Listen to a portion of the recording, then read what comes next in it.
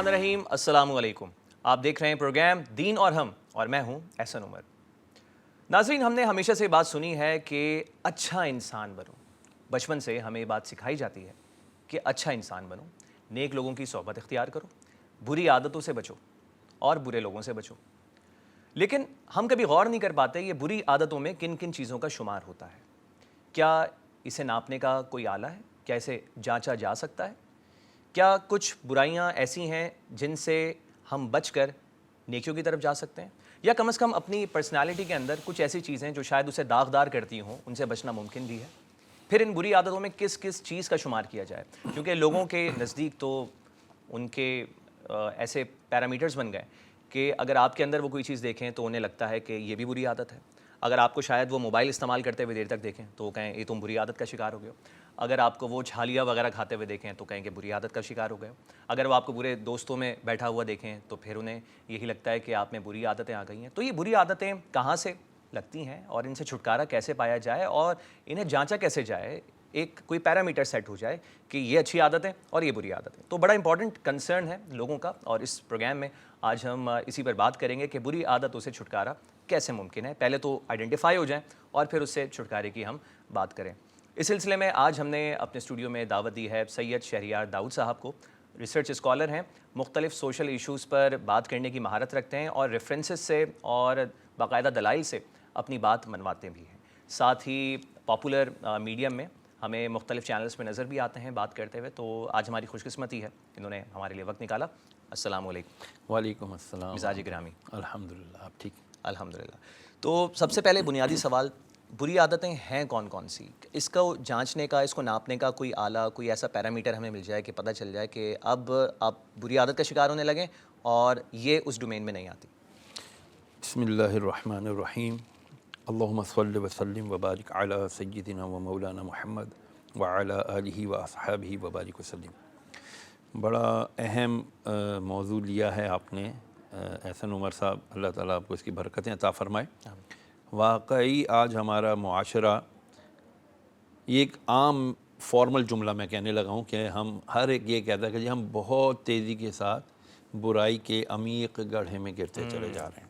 جہالت کے، رذالت کے، ضلالت کے ہم عمیق گڑھے میں گرتے چلے جا رہے ہیں۔ اس کو گرنے سے روکے گا کون؟ اس کے لیے ریزسٹ کون کرے گا؟ بنیادی سوال آپ نے صحیح کیا کہ جی ڈومین کیا ہے، کس میں اچھائی کس دائرے میں آئے گی اور برائی کس دائرے میں آئے گی۔ ہمیں جو اللہ عز و جل نے پاک کلام دیا ہے اپنا قرآن مجید فرقان حمید، اور پھر اس کی ڈیفینیشن ہے رسول اللہ علیہ وسلم کا اسوہ حسنہ۔ حضور نبی کریم علیہ السلام سے پوچھا گیا، مفہوم عرض کرتا ہوں حدیث مبارکہ کا، کہ سب سے اچھا انسان کون ہے؟ فرمایا جس کے اخلاق سب سے اچھے۔ بے شک بے شک۔ ٹھیک ہے، اب اخلاق آ گئے۔ اخلاق خود بذات خود کیا ہے؟ یہ ایک بہت بڑا کینوس ہے اخلاق۔ اخلاق کے اندر سب کچھ آ جاتا ہے۔ اخلاق میں آپ کا کردار سازی آ جاتی ہے، اخلاق میں آپ کی ذہن سازی آ جاتی ہے، اخلاق میں آپ کی تعلیم آ جاتی ہے، اخلاق میں آپ کا کردار آ جاتا ہے، اخلاق میں آپ کے والدین کے ساتھ برتاؤ، اپنی سوسائٹی میں برتاؤ، اپنا جو آپ کا سوشل حلقہ ہے اس کے اندر آپ کا برتاؤ، یہ سب چیزیں اخلاق کے اندر آ جاتی ہیں۔ آپ کا گفتار، آپ کے چلنا، آپ کا اٹھنا بیٹھنا، آپ کہاں کس کس مقام پر جاتے ہو اور کس کس مقام پر کیا کیا بیہیو کرتے ہو۔ ٹھیک ہے۔ میں مولا علی مشکل کشا کا ایک جملہ عرض کرنا ضروری سمجھتا ہوں۔ فرمایا نیک وہ نہیں جس کی جلوت پاک ہے، جس کی ظاہری محفلیں پاک ہیں، نیک وہ نہیں۔ اچھا، نیک وہ ہے جس کی خلوت پاک ہے، جو اکیلے میں بیٹھا ہوا ہے اور وہ لگا ہوا ہے، یہ دیکھ رہا ہے، وہ دیکھ رہا ہے، یہ دیکھ رہا ہے، وہ دیکھ رہا ہے، جو دیکھنے کا نہیں ہے، اور باہر نکل کے بہت بڑے بڑے بھاشن دے رہا ہے، لیکچر دے رہا ہے، تو اس کا مطلب ہے وہ کہیں نہ کہیں خرابی ہے۔ اچھائی کیا ہے، برائی کیا ہے؟ نبی علیہ السلام نے فرمایا، مفہوم ہے کہ میری امت پر ایسا بھی وقت آئے گا کہ جب اچھائی، نیکی روتے ہوئے چلی جائے گی اور برائی ہنستے ہوئے آئے گی۔ موٹی مثال دے دوں، آج ہمارے یہاں سب سے اچھا بچہ اپنے والدین میں کس کو کون سا بچہ نظر آتا ہے؟ جو کسی بھی طرح جائز یا ناجائز ذرائع سے مال کما کر رہا ہے۔ پوچھتے نہیں ہیں بیٹا اتنے پیسے تیرے پاس آ رہے ہیں یہ کیسے آ رہے ہیں؟ آ رہے ہیں، آنے دو۔ اچھا جو بچہ نکما نکھٹو گھر بیٹھا ہے کیوں کام نہیں کر رہے ہو؟ اگر وہ واقعی سچا ہے، با کردار ہے، وہ کہتا ہے جی میں باہر جاتا ہوں لیکن مجھے حرام کی طرف بلایا جاتا ہے، میں حرام سے بچ کر حلال کی طرف کوشش کر رہا ہوں جس کے لیے مجھے سٹرگل زیادہ کرنی پڑتی ہے، ارننگ تھوڑی کم ہے، بٹ الحمدللہ آئی ایم ہیپی، مجھے سحری حاصل ہے، مجھے اس حلال میں برکت حاصل ہے۔ ٹھیک ہے، لیکن ہمارا معاشرہ، اور چونکہ تربیت گھر سے شروع ہوتی ہے، ٹھیک ہے، ہمارے گھر سے آج ہمیں تربیت کیا مل رہی ہے؟ بس کما کے لاؤ، حلال کی حرام کی کوئی تمیز نہیں سکھائی جاتی۔ یہ تو ہو گیا لڑکوں کا میٹر۔ آ جائیں اب خواتین کی طرف۔ بچیاں پڑھو پڑھو ٹھیک ہے بہت، اور میں تو بچیوں کی تعلیم کا سب سے بڑا حامی و دائی ہوں، پڑھنا چاہیے، تعلیم حاصل کرنا چاہیے، بٹ بچیوں کے جو کردار سازی یا جو ذہن سازی بچپن سے ہونی چاہیے تھی کہ بیٹا آپ ایک ہیرا ہو، آپ گینا ہو، آپ ایک بہت ہی قیمتی چیز ہو، آپ نے اپنے آپ کو کس طرح سنبھالنا ہے، اپنے آپ کو نیچے نہیں کر دینا، اپنے آپ کو عام عوام کی دسترس میں نہیں دے دینا، آپ نے اپنی ایک انفرادیت قائم کرنی ہے۔ آپ نے کوئی کلاس پڑھنی ہے، کوئی جماعت پڑھنی ہے، کوئی آپ نے جو کچھ بھی تعلیم حاصل کرنی ہے آپ نے اس کی ڈیپتھ تک جانا ہے، ہم آپ کو سپورٹ کریں گے، بٹ بی کیئرفل کہ آپ نے اپنی عزت و ناموس پر آنچ نہیں آنے دینی۔ انفارچونیٹلی ایسا اب کچھ بھی نہیں ہے۔ ٹھیک ہے۔ اچھا یہ بہت امپورٹنٹ پوائنٹ آپ نے یہاں پر ریز کیا، کیونکہ تربیت والا جو ایلیمنٹ ہے، بنیادی پہلو ہم نے اس بات سے یہی نکالا کہ تربیت، اگر تربیت بہتر ہو تو پھر اس کے چانسز بہت کم ہوتے ہیں کہ آپ کسی بری صحبت کا، بری لت کا یا بری عادت کا شکار ہوں۔ لیکن اگر تربیت صحیح نہیں ہو رہی، اور یہ ایک باقاعدہ معاشرے کے اندر یہ چیز موجود ہے کہ آپ گھروں میں دیکھتے ہیں وہاں پر والدین اس طرح تربیت نہیں کرے جیسے انہیں کرنی چاہیے، اسی طرح آپ تعلیمی اداروں میں دیکھتے ہیں وہاں پہ ٹیچر بھی اس طرح تربیت نہیں کر پا رہے جیسے اسے کرنی چاہیے۔ پھر اگر آپ سوشل میڈیا پر آ جائیں تو یہاں پر کانٹینٹ بھی ایسا نہیں ہے کہ جسے آپ کہیں کہ زیادہ تر کانٹینٹ آپ کو تربیت کے حوالے سے ملے گا، بلکہ زیادہ تر بے راہ روی کا شکار ہی لوگ نظر آ رہے ہیں۔ تو پھر یہ تربیت کہاں ممکن ہو پائے گی؟ کیا سیلف ایکچولائزیشن ہو اس نوجوان کو یا اس شخص کو کہ وہ خود ہی اپنی تربیت میں لگ جائے؟ یہ ممکن کہاں ہو اگر اس کی بنیادی تربیت نہ ہو سکے؟ دیکھیں میں ایک پڑوسی ملک میں گیا، 1992 کی بات بتا رہا ہوں، بہت پرانی ہے، 30 سال پرانی بات۔ تو وہاں پر جو مسلمان کمیونٹی ہے نا، ان کو 18 سال سے پہلے قرآن مجید پڑھنا، اس کی تفسیر، اس کا ترجمہ پڑھنے کی اجازت نہیں۔ اچھا جی، اچھا، بہت ہمارا کلوز، بڑا بھائی ملک ہے ہمارا۔ اور جو کوئی اپنے بچوں کو قرآن کی تعلیم دے گا 18 سال سے پہلے، وہ مجرم گردانا جائے گا، اور قابل تعزیر جرم ہے۔ اور میں ایسے 2 میاں بیوی سے مل کر بھی آیا جو بچے چھوٹے 5-6 سال کے بچوں کو اپنے ٹین ڈبے کے شور کے اندر چھپ کے پڑھاتے تھے، مخبری ہوئی اور دونوں جیل گئے۔ جو میاں تھا وہ 7 سال، بیوی 4 سال یا 5 سال جیل کاٹ کر آئی تھی، لیکن ان کے ایمان کا معیار یہ تھا، آگے پھر دوبارہ انہوں نے بچوں کو قرآن پڑھانا شروع کیا۔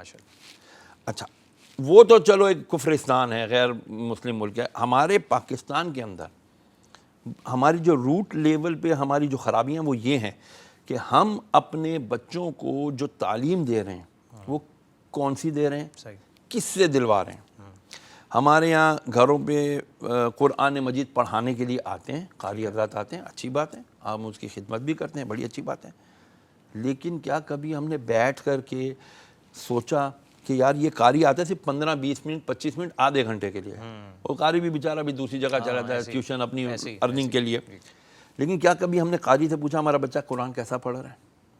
کیا ہم نے کبھی قاری سے پوچھا قرآن پڑھتا ہے تو کیا سمجھتا بھی ہے؟ کیونکہ اللہ تعالیٰ قرآن میں فرماتا ہے کیا تم اس میں افلا یتدبرون، اس پہ تدبر نہیں کرتے، افلا یتفکرون، تم اس پہ تفکر نہیں کرتے، ہے نا؟ تو جب ہم بنیاد اپنی قرآن وہی نہیں پڑھ رہے، وہی نہیں سیکھ رہے، نہ خود سیکھ رہے ہیں، انفارچونیٹلی ایک بڑا ایک پروسیس کے ساتھ ہوا ہے کام۔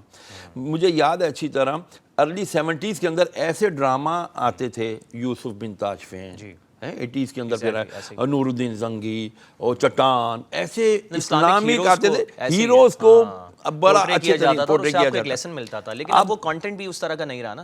چلے پہلے تو ایسے کارٹونز بھی آ رہے تھے کہ ان سے کوئی اصلاح کا کوئی پہلو تھا، کوئی نہ کوئی لیسن، کوئی مورل دیا جاتا تھا، لیکن اب وہ کانٹینٹ اس طرح کا نہیں رہا۔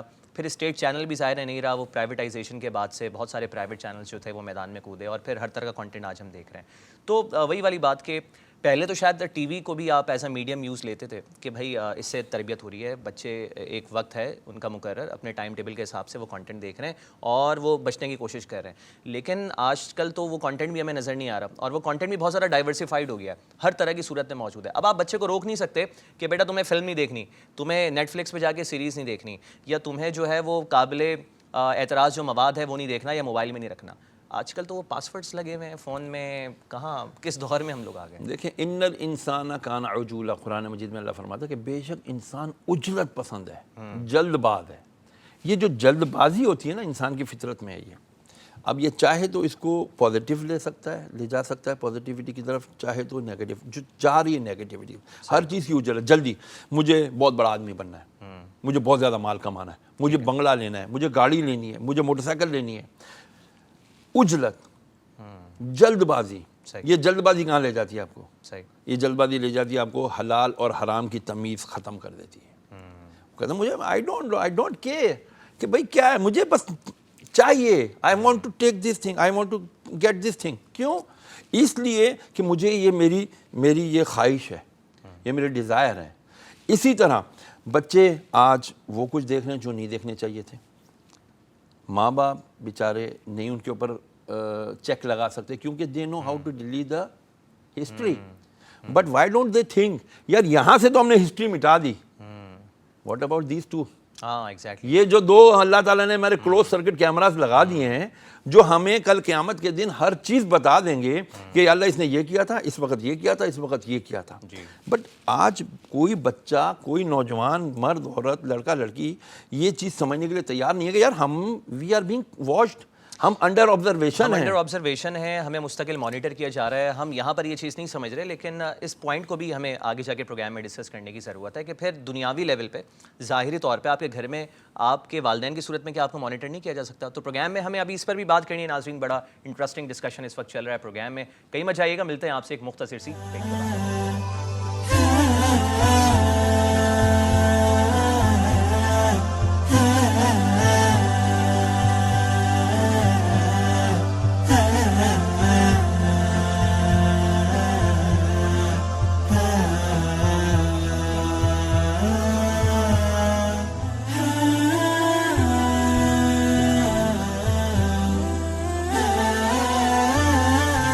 خوش آمدید ناظرین, آپ دیکھ رہے ہیں پروگرام دین اور ہم, اور آج پروگرام میں ہم بات کر رہے ہیں کہ بری عادتوں سے چھٹکارا کیسے ممکن ہے, اور بری عادتوں کی ڈیفینیشن کیا ہے, اور جو لوگ بری عادتوں کا شکار ہو گئے ہیں کیا اب اس سے باہر نکلا بھی جا سکتا ہے, یا بس اب آپ نے اپنے آپ کو ایک آگ کے اندر جھونک دیا ہے. تو ہمارے ساتھ پروگرام میں اس وقت سید شہریار داؤد صاحب موجود ہیں, ریسرچ اسکالر ہیں. اور بریک پہ جانے سے پہلے سر ہم بات کر رہے تھے کہ فرشتے تو موجود ہیں, ہمارا ہر عمل جو ہے وہ لکھا جا رہا ہے, ہم ان سے تو نہیں بچ سکتے, اپنی ہسٹری بے شک ڈیلیٹ کر دیں. لیکن دنیاوی طور پر, ظاہری طور پر جب ہم دیکھتے ہیں تو ہمارے والدین کیوں اتنے ناشنا نظر آتے ہیں. یہ بات بھی ایک ایکسیپٹیبل چیز ہے کہ شاید آج کا نوجوان یا آج کی جو جنریشن ہے وہ بہت زیادہ اویئر ہے, اسے ہسٹری ڈیلیٹ کرنا بھی آتی ہے. لیکن آپ کے والدین کو تو شاید اسمارٹ فون بھی ہے نا مشکل سے ہی کسی کو چلانا نہیں آتا ہوگا. تو پھر کیا کیا جائے, کہ آنکھوں پہ وہ پٹی مان لیں, یا صرف یہ جو اندھا اعتبار ہے جو اپنی اولاد پہ اکثر والدین کرتے ہیں وہ نہیں مانیں گے بات. ان کو نہیں پتہ کہ وہ کس طرح کی صحبت میں ہیں, یا کس طرح کے کانٹینٹ کی طرف آ رہے ہیں, یا کس طرح بری عادتوں میں پڑ گئے ہیں. انہیں تو اندھا اعتبار ہوتا ہے. تو جب اس کو ٹھیس لگتا ہے, اس کے قصوروار آپ کس کو ٹھہرائیں گے؟ اگر والدین اپنے آپ کو اپڈیٹ نہیں کر رہے, ان چیزوں کی طرف نہیں آ رہے, نہیں سیکھ رہے, تو کیا وہ قصوروار ہیں, یا پھر وہ شخصی جو اس طرح کی چیز میں؟ دیکھیں آج جو والدین, آپ آ جائیں 80s پہ, 80s سے پہلے 70s پہ جن کی شادیاں ہوئی تھیں, آج وہ 50 سال کے ہیں, ٹھیک ہے. اس دوران ان کے بچے بڑے ہو گئے, گریجویٹ ہو گئے, بلکہ شادی شدہ بھی ہو گئے. 70s میں ٹیکنالوجی ہمارے پاس نہیں تھی. ٹیکنالوجی آئی ہے ہمارے پاس ایک دم, جو بوسٹ مارا ہے نا ملینیم سے 2000 سے لے کے پھر 2010 تک کا جو پیریڈ تھا نا, جب آپ کے پاس جی ایس ایم آیا, آپ کے پاس اسمارٹ فون آیا, آپ کے پاس سیٹلائٹ آیا, آپ کے پاس ٹی وی چینلز آ گئے, اور پھر 2011 سے جو ایک دم آیا آپ کا سوشل میڈیا, یوٹیوب چینلز, اور آپ کے پاس اتنا کھل کر انٹرنیٹ آپ کی جو ہے نا دسترس میں آ گیا. تو اس سے کیا ہوا کہ ایک کھلا, جیسے کہ ہم ہو گئے شطر بے مہار, اونٹ جس کی کوئی مہار نہیں ہے, کوئی نکیل نہیں ہے, جدھر منہ کیا بھاگ رہا ہے, کوئی اس پہ اسٹاپیج نہیں ہے, کوئی اس کو ریزسٹ نہیں کر رہا. ہمارے پاس لائنز نہیں ہے کہ یار واٹ از انسانیت. ننگا ہو جانا انسانیت ہے؟ یہ جانور پھر سب سے بڑے انسانیت کے مقام پر فائز ہوئے. ہمارے یہاں تو ننگا ہونا, سوری ٹو سے, ٹو بی اے نیکڈ, یہاں ہمارے یہاں انسانیت سمجھا جا رہا ہے. اچھا ہر وہ چیز کہا جاتا ہے نا, اوپن مائنڈیڈ ہے آپ. Open mindedness and broad mindedness if you want to hear یا لرن, آپ کو اسلام سے ملے گی. آپ اسٹڈی نہیں کرتے, ہم بدقسمتی. ہمارا بچہ ایلون مسک, آج کل ایلون مسک کو بھی نہیں جانتے لوگ. اس ایلون مسک نے کہا ہے کہ میں اتنی یہاں پر نوکریاں ختم ہو جائیں گی, جابز آپ کے پاس ختم ہو جائیں گی.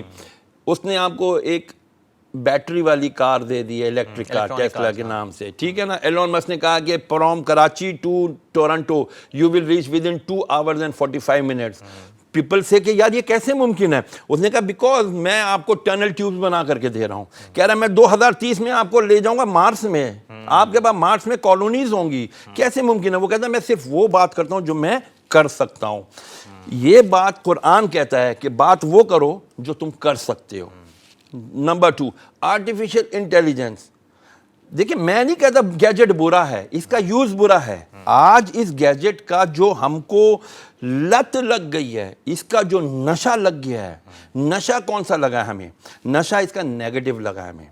یو نو سائنس بتاتی ہے کہ جب آپ کسی لذت والی چیز کو دیکھتے ہو تو آپ کا دماغ, آپ کے برین کے اندر ایک کیمیکل پروڈیوس ہوتا ہے, that is called dopamine. when that chemical produce, وہ کہتا ہے مجھے یہ لذت اور دے. آپ تھوڑی دیر لذت کے بعد جب تھوڑا تھک جاتے ہو, آپ چیز رکھ دیتے ہو, 5, 10, 15, 1 گھنٹے کے بعد وہ چیز دوبارہ ڈیولپ, مجھے اور دے. ایک بچہ پہلے شروع میں پیتا ہے خالی سگریٹ پیتا پیتا مہینہ 2 مہینہ گزرا, یار مزہ نہیں آ رہا. ڈوپامائن کہتا ہے آئی نیڈ مور لذت. وہ کہتا ہے چرس بھرو, وہ چرس پینا شروع ہو جاتا ہے. 6 مہینے کے بعد کہتا ہے یار آئی نیڈ مور لذت. وہ اور آگے بڑھتا ہے, کہتا ہے میں ہیروئن پیوں گا, پھر کہتا ہے میں کرسٹل پیوں گا, میں جو ہے نا آئس پیوں گا. اس کے بعد پتہ چلتا اس کی لائف ختم. ایسے ہی آپ کے پاس اس کو روکنے کا کوئی نہیں ہے. ہمارا معاشرہ کیا کہتا ہے, ہمارا معاشرہ کیا کرتا ہے؟ ہمارا معاشرہ کرتا ہے نشے, یہ ہوئے چرسی, چل بھاگ ادھر سے, دھتکار دیتے ہیں ہم, دھتکار دیتے ہیں. یہ وہ وقت ہے کہ جب اس کو لو چاہیے, محبت چاہیے, اس کو آپ کی قربت چاہیے.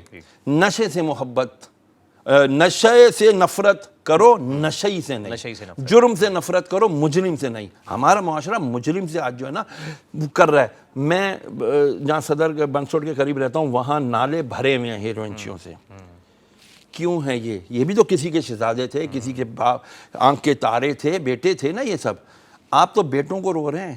میں جب مختلف یونیورسٹیز میں ہمارے جاتے ہیں, میرے لیکچرز ہوتے ہیں, آپ کو میں کیا بتاؤں, کوسچن آنسر سیشن جب ہوتا ہے, مجھ سے ایسے ایسے سوالات کیے جاتے ہیں. مجھے ایک بچی نے مجھے سوال کیا, sir why it is very necessary to worship any god, it is in the necessities of humanity. میں نے کہا کلوز دا ڈور. یہ کیا ہے؟ آپ کو آپ کے دین سے دور کر دیا گیا. کیوں ہم کسی خدا کی پرستش کریں؟ What is this? I asked the dean faculty کہ بھائی what is this nonsense? آپ کے اس انسٹیٹیوٹ کے اندر کیا ہو رہا ہے یہ؟